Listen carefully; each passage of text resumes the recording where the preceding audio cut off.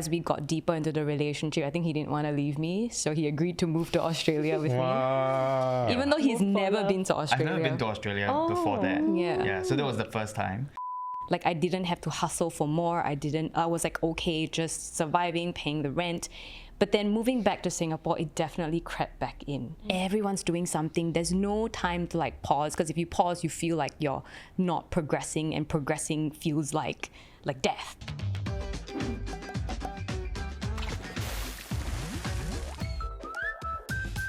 Hello everyone, welcome to the Hot Pot, where we hop into different transitions in life. I'm Nick. I'm Joey. I'm Q, and today we're joined by some familiar faces, Rachel and Edwin. Yay! Welcome, welcome. Hi, I'm Rachel, and I'm a content creator, business owner, and actress. I'm Edwin, an actor, crocheter, designer, and also business owner with Rachel. Can we look at their tops right now? So beautiful. Own self-made one Own self, 72 hours. Okay, so this is a little late, but welcome back to Singapore. If you guys didn't know, Edwin and Rachel actually moved out of Singapore about 2 years ago, and they've just returned. We're going to be talking about the reasons why they had moved, prioritizing your mental health, and knowing when to hit that reset button. It's no surprise that a lot of young Singaporeans face the collective pressure of the race, these intangible timelines, sometimes that we set for ourselves, getting the BTO and also getting married. Yeah, and it can get very exhausting. So that's why today's topic kind of hits home for a lot of us. And it's really about listening to our mind and body, and when we should stop chasing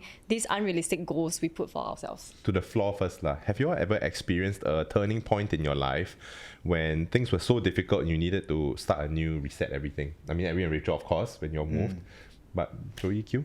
It's very scary to think about just upping your lives and leaving. But recently, I went on a solo trip before my 31st birthday. I went to Chiang Mai for a retreat, and it was really nice just waking up to the sounds of nature. Those 4 days there, it really helped me reset. For me, the reset also happened while I was in Australia. I had identified as an actress for so long, my entire life, and being away from Singapore, it actually allowed me to realize that actually I don't enjoy it as much anymore, and I don't really identify with it anymore. So it was a very big reset for me, because it was an identity I had since I was like 9 years old. I've always wanted to be an actress, and then to realize actually all those years of working towards being an actress, I'm gonna let go of it. That was scary, but being in Australia helped me with that reset. Rachel, have you stopped acting? Essentially, I just don't prioritize it. So only if it's super interesting, then I would do it. Otherwise, it feels more like a chore. I would say my biggest change was to part ways with my previous representation agency. They gave me a student contract, and they were sort of supplementing my dreams while I study. So like for the entire journey, I was very grateful. I've grown a lot. But being there for too long has made my personality or my perspective kind of like caged. So leaving them was crazy, because, you know, they're the biggest entity in Singapore, and that is the dream. You know, if you're an actor in Singapore, you want to be there. But sometimes change for better or worse, it's always better. Does that mean that when we were in school together, you were under contract? In school together? Please elaborate, Joey. Yeah, what's the connection? So Edwin, Rachel and I went to the same school. Yeah, so usually after school, I'll go shoot. And you were in the same Course. course as him, right? So he was my senior. Yeah. That's cute. Then you're reconnected after So that. you all knew each other from school, or? Yeah, Yeah, so we know of each other. for like 10 years, but we Yeah. just never talked. I thought Okay, he was a okay. playboy, so I was like, I'm not going near that. But only 10 years after we reconnected. Aside from the Australian move, right, was there anything else that happened in the past that you kind of had a big reset? So another reason why I needed a huge reset was because in 2022, I lost my dad and my best friend in the span of 2 months. So I lost my dad to cancer, and then my best friend, I lost him to depression 2 months after. So there was a lot of memories associated all around me in Singapore. So I needed to move overseas to just not be around all that memories. So leaving was actually really helpful in that sense. Edwin, for yourself, anything? It's going to be quite depressing, but yeah, I mean, another phase of life that created a huge reset for me was my dad passing too. And Same time? 2 years ago. Oh, okay. And I mean, Rachel had experience with that type of loss, so she was able to sort of support me, and that actually sparked a new coping mechanism that I never thought I had. So I started running because of the grief, basically. He's doing a full marathon in a few weeks. Oh, wow. Second one. Where? Yeah, in Sunshine Coast. Oh, okay. Okay, Wow. okay. So it's all linked to mental health. That's why you needed like a break, a place to go to escape, right? So it sounds like you guys really found each other at a correct time because you got to be there for each other, right? But when it comes to the move, like whose idea was this? Like who was the first one that brought it up? It was me. I brought it up because I had gone to Sydney on a travel shoot and I fell in love with that place. Even on that trip, I was Googling how do I stay in Australia. And then that was just a few weeks before we started dating. And then, Wow. yeah. Okay. When we started dating, I kind of floated the idea of like, I might kind of want to experience living overseas. And then at that point, he was like, I also want to live overseas. I want to experience overseas. And he was actually thinking of moving to LA because he was still in that like actor box. And I wanted to take a break from the media industry. So I was like, Australia. And he was like, LA. So we didn't really like come to a conclusion at that point because we were still fresh. As we got deeper into the relationship, I think he didn't want to leave me, so he agreed to move to Australia with Wow. me, even though he's Move for never love. been to I've Australia. never been to Australia before that. Yeah. Yeah, so that was the first time. Honestly, as Singaporeans, right, we are very privileged because our country has a great relationship with Australia, right? Hence, we are able to go on the working holiday visa, which I realize not all country has it. How did it become concrete? Was it over like a specific dinner where, like, hey, okay, I want to talk about this? We have spoken to immigration lawyers for LA, like American side, and it seems like it's going to be really tough. Yeah. So we were starting to lean towards Australia. Yeah. So when you guys moved, right, were you guys afraid of how you were being perceived? Because sometimes people misconstrue leaving as giving up or like failing. Oh, I hate that perception. Like when we announced that we were going to leave, there was like that 10% saying, oh, you're going to give up on Singapore and all that. But I never understood why leaving Why that Singapore. voice, Accurate. Very accurate, yeah. Accurate. I mean, that's how I read hater comments. Yes, in my same. head. There is a notion going on where people think leaving Singapore means giving up. But my question is giving what up? The funny part is when we decided to move back, then you have another phase. Oh, you moved back. I You will. failed. You then failed, come right? back. Yeah, like, you It's fail like, if we overseas, move, right? people will say shit, and when we come back, people will say shit. Whatever so you do. we've grown to just not listen Yeah. to it. Yeah. Whenever you move and move back, there's press coverage. Do you all expect that? We thought there might be some, but we didn't expect it to be like such a conversation. Our DMs were filled with people asking us, how did you do it? What visa did you go on? Blah, blah, blah. So we made a whole YouTube video about it. And we realized that actually it's a dream for a lot of Singaporeans. And I don't think that's a bad thing because life is short. That's why we were not afraid to move. Because losing my dad and my best friend made me realize how short life Perspective. was. Yeah. Were you guys afraid of being irrelevant or losing the limelight? To be honest, definitely. So when we left Singapore, we knew we were going to be sacrificing a chunk of Singapore's attention. But it's also this step away where we sort of gave ourselves a new window to create things that we might enjoy more. That's actually the period of time where my social media experienced the biggest growth. Yeah, so when I moved to Australia, I had like 76k followers. And it was the 2 years that it really grew to like 200k. Because people were interested in the lifestyle lah, or like the decision. Yeah, lifestyle or just like crochet in general. Even for me, when I go back to family in the US, I can feel this innate peace and being okay if everything stays the same. Yes. Like you're okay if this is the highest my career will go. I'm okay if I don't do anything today. I'm just gonna go to the store and cook what I have in the fridge. But things feel so much faster here. And I want to ask you guys, how have you taken that peace back with you? And how would you say people can also incorporate that kind of peace into their lives now without moving? Honestly, when we were in Sydney, Sydney is considered one of the busiest and fastest paced state in Australia. But to us, it's chill. It was It's so chill. so Yeah. As a chill. Singaporean, Yeah, we're moving, yeah. we're like, what? This is fast. What do you mean closing at like 7 or 5 o'clock? Yeah. Like, Yeah, you know, like I took my first job over there, my first job outside of acting, and I was late on one shift because the train was late and I was panicking. And when I reached there, my manager was just like, "Oh, go to the break room, freshen up. Like it's okay, just come back down when you're ready."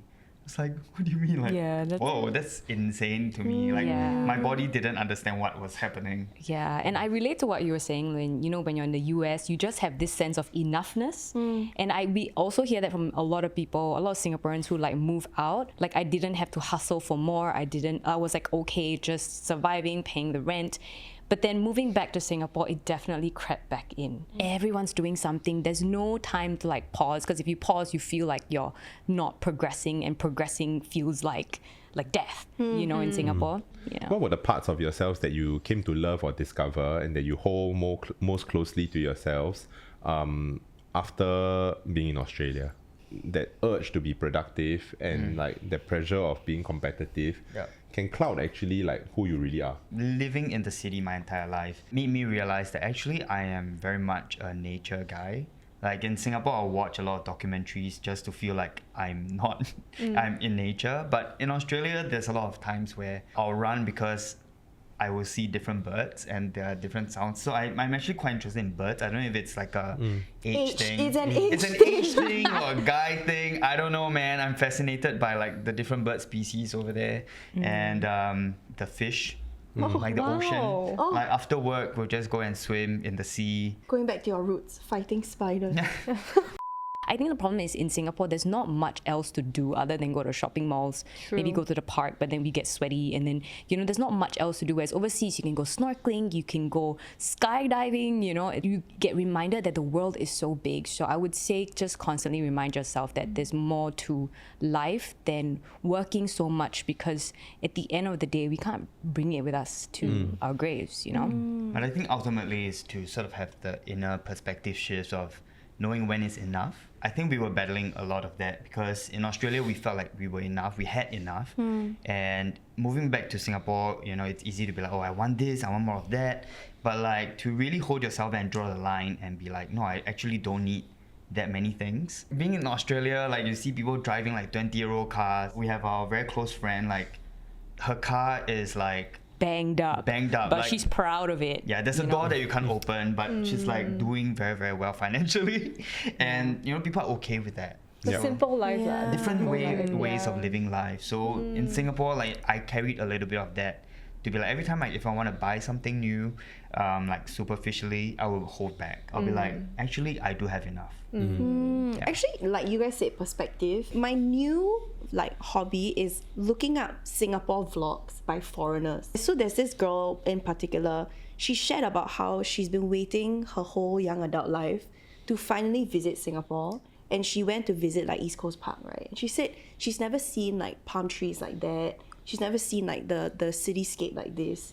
And I realized that if I were in even Shanghai, for example, at the Bund, like we have that in our CBD, right? But I never stopped to admire. And I think that sometimes we glorify being in another country, but there are a lot of people who see Singapore as like that Zen destination. Oh yes, too, right? 100%. So actually on that note, right, speaking of Singapore, how did you make the decision to come back to Singapore? Like what was that process like? What were the thoughts that went in behind it?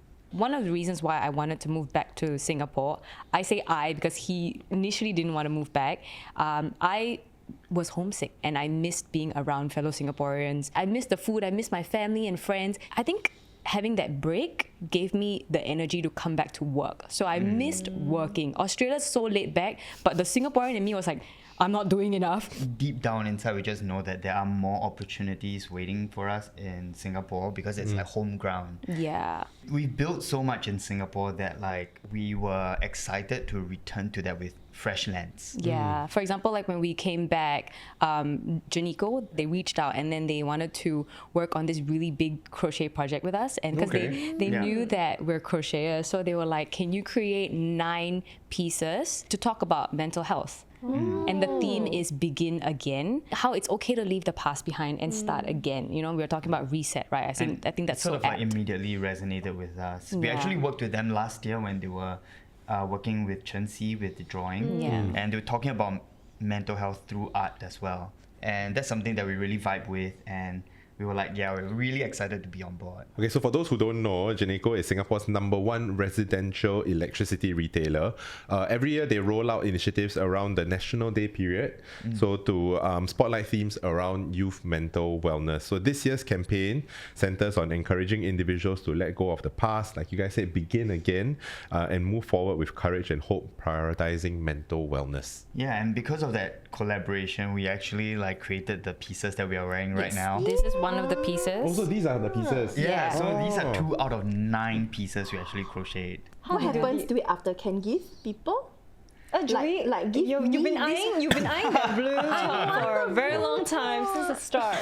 The viewers can actually go online and vote for which pieces are their favorite. So upon reaching 10k votes, Geneco would donate 10k to Beyond the Label, which is a mental health. Yeah. Yeah. And now we've actually surpassed that number already. Nice. Okay. So if you're into this piece, maybe we could auction it off, and then the proceeds can go to the charity. as well. Actually, that's a great idea. Not a bad idea, eh? Yeah. Yeah. Ah. Yeah, you guys can go to beginagain.sg to see all the pieces and the stories behind Yeah, them. but I would totally recommend going down to Groove at Scape, like to check them out in person. Okay. Because in person you can actually see the stitches up close, and it's totally different. Question pod! I'm gonna go first. Oh, they're so big today. Yeah, besar sia. Whoa. If you could only choose two, which one are you picking? A good social life, good health, or good finances? Okay, health is number 1 for sure. I think number 2, I have to pick finances lah. Money important though. Or you can good social life and good finances, then just leave us Dayang. Bad girls do it well. Would you rather have a full work from home arrangement with a very micromanaging manager, or full work from office arrangement with a chill manager? I want my own desk. I want to decorate my desk. I want the What if you like don't have a keyboard. desk? You're Huh? hot desking. Hot desking. but with my laptop. Yeah. Yeah. But Okay, you can- just- you cannot decorate your own. No, I just want to have a laptop bag. Then I put my own like mouse pad and my mouse. No, and then, cannot. like, what do you mean? I'm hot desking. I can put my thing anywhere. Oh, okay, when you're there lah. Yeah. Actually, pantry quite nice. Then I can start making drinks for people. Clearly Quite she fun. doesn't. Clearly, I never work from home. Yeah, Yeah, that's why, like, I this was like, desire is a bit Sounds so fun. I want to have office slippers also. Oh. What is a random hobby or interest you've picked up recently just for the joy of it, even if you're absolutely terrible at it? Bracelet making? Like, you know those beads things? So I bought like a whole set of like beads. I think there's a specific way where you need to tie it off, but I just double knot it and put super glue, but nobody If it can works, see it it. works. It still works. Yeah, I still wear them regularly. Yeah, I made it for him too. I made it for my friends. If you could completely restart your career tomorrow as something completely unexpected, what are you choosing? Whew. I know his answer. Well, I don't think you do. I'm going to be a lionfish hunter. What? Have you guys seen the guy who spears like the very niche, lionfish? Because they're invasive, and then you just need to like protect the reef by like spearing the Then they lionfish. eat them now, right? Or they're serving Yeah, them in now some they eat schools. them. Or, Yeah. We have the same TikTok FYP. That would be really nice, and you're also like saving the reef and the environment, so that's pretty good. What does a perfectly unproductive Sunday look like to you now? Describe the most chill, unproductive day you've had. Unproductive, ah? Then it's just lie down and don't do anything, what? Can you? I don't like, but like to me, unproductive is like you don't meet anyone. So I'll be doing chores at home. Right. That's productive. Productive. I feel like unproductive is like you watch Netflix the whole day. And you watch like reality series. Anyway, let's hop back to the episode. Question to everyone on the couch. What do you guys think are some aspects in your life that you can always restart or try again? Fitness. I was thinking fitness journey. I think career definitely a bit scarier because there's so much you worked on, right? And then changing an industry is also terrifying because Yeah. it's not easy. You have to go through courses, you have to learn new skills. So I think career is a bit of a tricky one, but I think it's always open for you to try new things. Actually, all of the things that we mentioned are all quite stop-start, like non-linear journeys, right? Because fitness, it might be that like you are super fit and then you get an injury, and or Yeah. you're just in a season of life where you're not as Slump. active. Career, you know, sometimes it's going well, sometimes it's not going well. I mentioned to you both of you that like I haven't been working out and then I felt like I lost it. And then Joey said something. if you once had it, you can gain it back. Yeah. Yeah. Then I was like, oh, I'm inspired now. Yeah. So I haven't been hitting a gym, but it's okay. I'll do it soon. How about you guys? I feel like you guys took all the good ones. Yeah, I'm trying to think We of stole like your answers. trivial, like Maybe, style. Habits. Or breaking a habit. Oh, actually, yeah. What's a habit that you guys broke? Stop smoking. You smoke? Nice. Or many, like, you know, like I was like in Nice. school. What? Wait, I'm Nice, so me shocked. too. He put Yeah. the nick in nicotine. I smoked for maybe about like a year or two. Performative smoking. Performative smoking. I drank a lot. Oh, Then I stopped. I hardly drink. No, and then I think that's the thing. It's also stop start. Some people they fall off the wagon, Yeah. but then you can always break the habit again. Since we're talking about starting new things, let's talk about your crocheting journey. Can you tell us more about how you started it? When I was 9, I saw my mom's friend crocheting on the couch, and I was just curious, like, oh, what are you doing? And then she just taught it to me. And I actually didn't get it at first. And then a few months later, I saw my mom doing it, and then she taught me again. So I guess being exposed to it again gave me another confidence to start it again. And that's where I picked it up. So I've been crocheting since then. And then he picked it up to impress me. So I didn't even teach him. He went to oh YouTube. my god. Was it a Your surprise? game. Yeah, Performative surprise, Iho surprise. matcha. Then he was like, oh, you mean this needle? Oh, I just How you crochet. surprised? So you did something and then you gave it to her. She was away, and then I was like, her birthday is coming up, so I just crocheted something. Then like, I passed it to her. I crocheted a scarf for her, and it's in Singapore. We have no need for scarves. Yeah, but it's the easiest thing to crochet. Easy lah. because it's one rectangle. Yeah. Keeping my hands busy means that my hands have time to do something else, right? In the past, my hands always want to reach out to like grab a cigarette or something like that. I remember the moment where my eyes set on the cigarette and my hands are like busy, and I had to make the choice to be like, okay, maybe I'll stick with this for a bit more. Would you say that this is a form of therapy for you guys? 100%.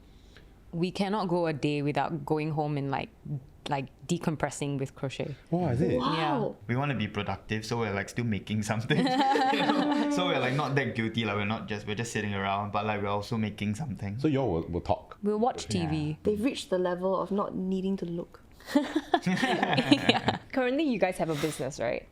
At what point it's not a hobby? Because I mean, you mentioned that you guys go back and then you still crochet. I whispered to Joey, it's hard to believe because like I feel like sometimes when you have a hobby, you tend to kind of go all in, and then you kind of lose yourself, and then it becomes a bit more like a business. a business, like a chore. chore, Yeah. like, just because like it's like your identity. So how do you segregate that? I don't know if we just haven't gotten there yet, but we also still love working on our own personal projects. I think that's the difference, like having Right. our own personal projects that maybe never see the light of day on social media, so at least it's personal.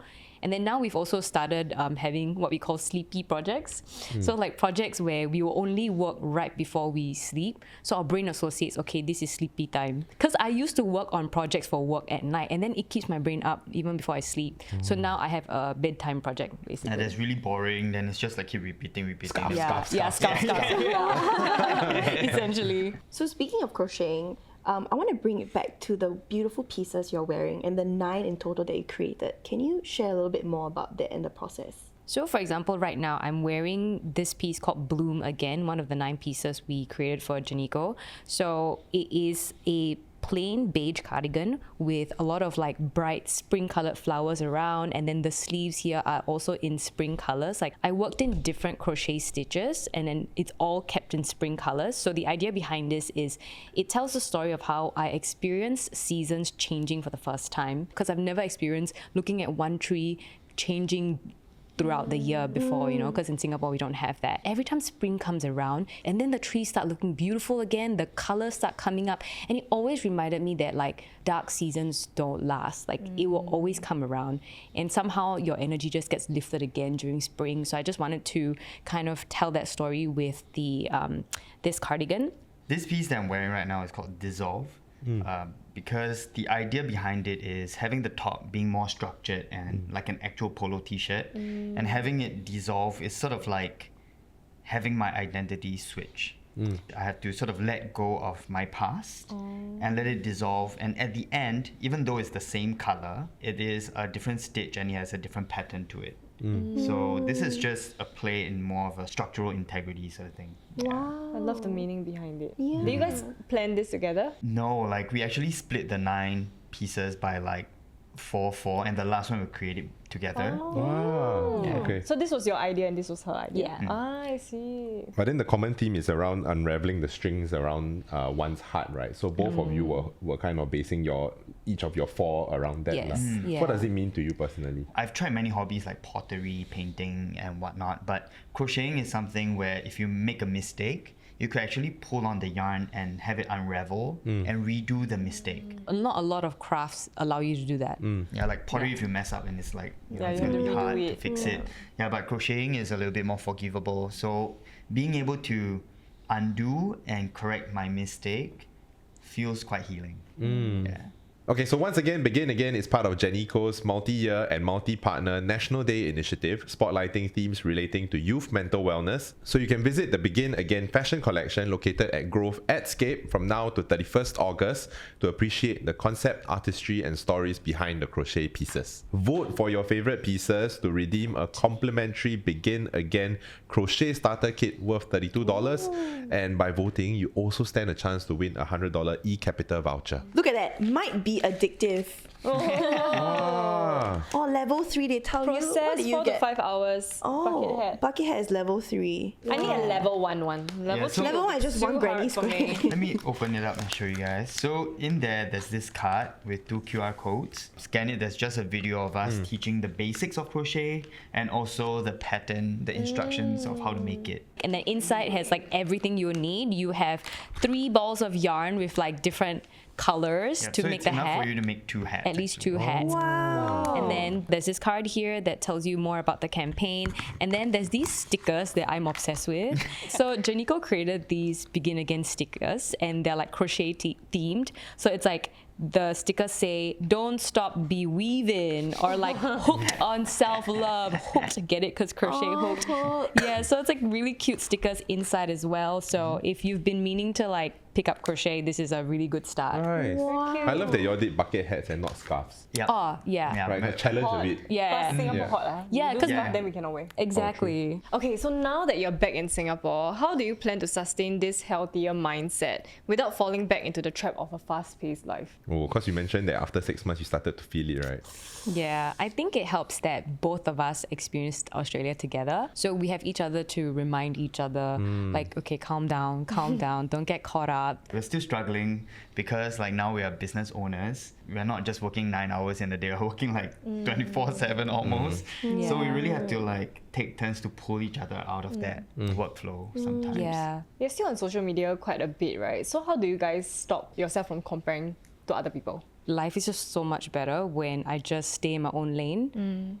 And that's just like one of the biggest lessons I've gotten from like our life overseas, because you realize that everyone's just staying in their own lane and Yeah. everyone's on a different journey and different starting points. So I actually come to a point where I don't really compare myself anymore. How do all of you guys maintain mental wellness? This year I've been reading quite a lot more. When I was younger I used to read a lot, but then I stopped for many years. And when I tried to start again, right, I found that I cannot get through pages. Is the attention span? My attention span was completely wrecked. Even as I am reading and flipping, right, I would be reading the words, but I wasn't really properly processing the story or like the meaning behind the words. Maybe it's a little bit like crocheting also, because like, you know, you need to really lock in a bit and not get too distracted, right? Yeah. You continue reading. Yeah. So then I think that has helped quite a bit to really just be like, okay, now is the dedicated reading time. I do not need to be doing anything else right now or thinking about anything else right now. Yeah. I think for myself, I've been quite down for a while, and then I realized that it's because I lack social interaction. Like my friends and my friendships really play such a huge part in terms of how happy I feel. And then that's when I recognized like, oh, actually for an entire month, I've only met 2 groups of friends, and I'm always at home. Then I just felt very lonely after a while. So then I realized like, okay, let me be the person that's actively asking them out instead of waiting for them to ask me out. I Yeah. can always take that step. Yeah. Do you know that one of the leading causes of dementia is actually lack of social interaction? Having a social life and catching up with friends is productive for your health. How about you guys? Recently, I've been taking some joy back in watching fiction content, like short series that will like just tell a different story, take me out of this world for a bit. Previously in the past, we've been trying to optimize a lot of our time, try to learn even when we're like having downtime, but now I've been trying to have proper downtime. I'm a super task mixer. Like I need to do 5 things at once. Otherwise, I think that 1 hour is wasted. You know, like, why should I have to buy already minced garlic? I understand why some people might, but for me, who needs to slow down, like that extra step forces me to be more intentional in that moment. So I'll put on like a jazz playlist. You know what? I don't need to be doing 5 things now. I'm already so productive. I need to slow down. I use jazz also these days to like Calm down. calm right? down. Yeah, I notice if I'm having like a police show on the background, my heart is racing with it and I do things faster. Yeah. But when I have like an Olivia Dean or jazz on, I'm walking slower in the house. It really helps. Okay, for Edwin and Rachel, right? For anyone watching this right now who maybe is feeling completely stuck in their career or they're feeling very overwhelmed by their mental health right now, what advice would you give them about, you know, finding courage to maybe begin again? I would say the first thing is to take small steps. For example, if you want to start a new habit, you don't immediately jump into it. You know, you even like starting a new fitness routine, you got to slowly build up the reps instead of doing like a full 20. And ultimately, don't beat yourself up that much. And learning how to like speak kinder to myself really helped me and encouraged me in different ways. Yeah, there was also this framework that really helped me a lot. This framework was from Stephen Bartlett. He said, you need to ask yourself, is this reversible? And if I do want to reverse it, what are my steps to reverse it? You know, and most things are more reversible than our brain allows us to think. One of my recent favorite quotes is, everything is a win if the goal is to experience. We stress ourselves too much in being great at something or being good at something. If the goal is just to experience, right, then you cannot fail. You're just enjoying that process. Yeah, so I feel like a lot of Singaporeans need to kind of reframe that mindset. And I think then everything they do will be much more enjoyable and more peaceful. For me, I say put down your phone for a while. When we see people online, right? Like, let's say you want to be better at makeup or you want to be better at dressing or fitness. What you're comparing yourself to are people who are doing this full time. That's why they have time to experiment with makeup. That's why they have time to work out all the time or eat healthy because they're literally chefs. And there's a reason why you cannot hit the expectation because you're juggling too many things. Yeah. So I think put your phone down for a bit and then assess what you actually want and not what you think you should. Yeah. So speaking of beginning again, you can head over to Geneco's campaign microsite at beginagain.sg to cast your vote and pledge your support for youth mental wellness. And because the target of 10,000 pledges has already been hit, Geneco will be donating $10,000 to Beyond the Label, a nationwide movement co-led by NCSS and Touch Community Services to address stigma and create an empowering and inclusive environment for persons with mental health conditions. Thank you so much for watching this episode of The Hot Pot. You can listen to us on Spotify, Apple Podcasts, and Millicent. And thank you to Edwin and Rachel for being here today. Thank you guys. And subscribe to us if you haven't already. Also, share with us a new hobby or a new habit that you had picked up recently, because we want to find out more about all the things that you guys do. We will see you on the next episode. Bye! Or you can just use your crimp. Then you don't need to tie. It's like a bead that you flatten with pliers and it just like...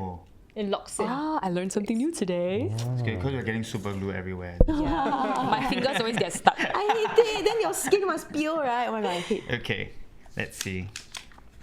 What is a random hobby? Oh, You did picked up the same one. Did you put it back? Oh yeah. Oh, sorry. I'm not supposed to. Rachel. What? First time here. Okay.